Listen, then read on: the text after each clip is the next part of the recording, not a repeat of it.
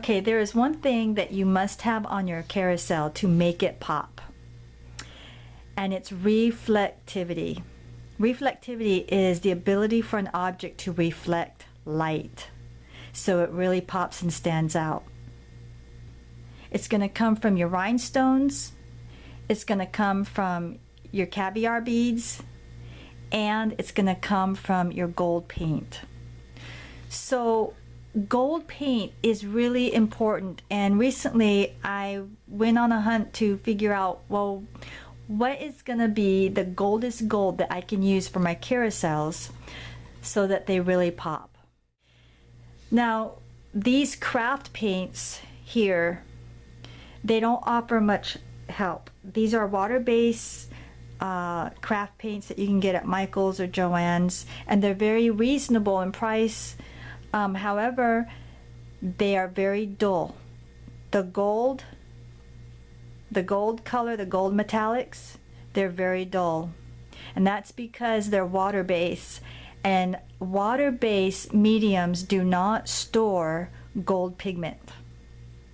Okay, that's why in order to get a nice gold shine, you have to go with like a varnish or a gold leaf. The problem with gold leaf is that it's very smelly, and you have to clean your brushes with thinner, something that's harsh on your paintbrush.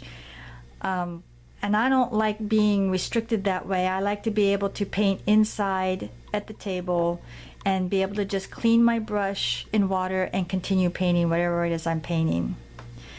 Okay, so I'm going to show you today the best gold you can put on your carousel without having to go outside and without having to clean your brush in thinner. This gold pigment is called Rich Gold 352, and I get it at Douglas and Sturgis. You do not want to get this stuff in the air. You don't want to breathe it.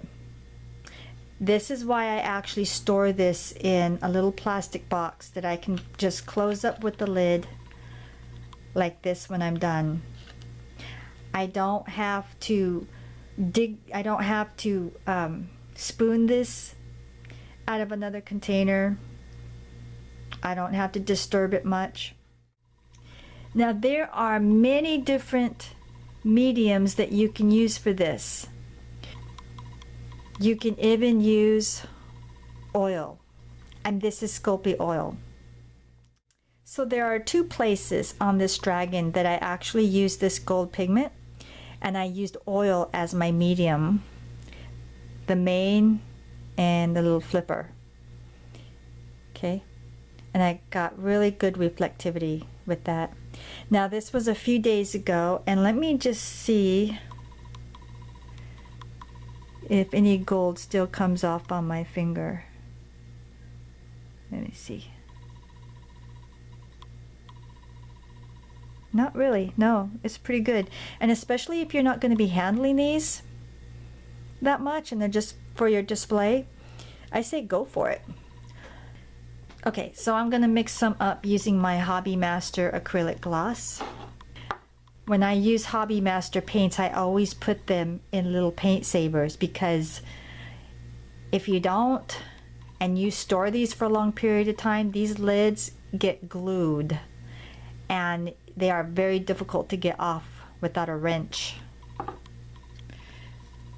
Alright, so I'm just going to stir this up. And now I'm just going to drop it from my toothpick. I'm just going to drop a little bit there. And another drop. And another drop. Alright.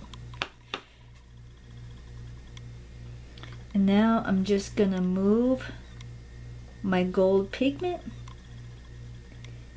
into my little puddle. See that?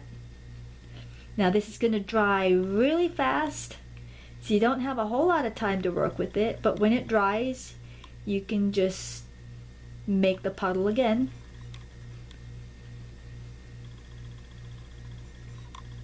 See that?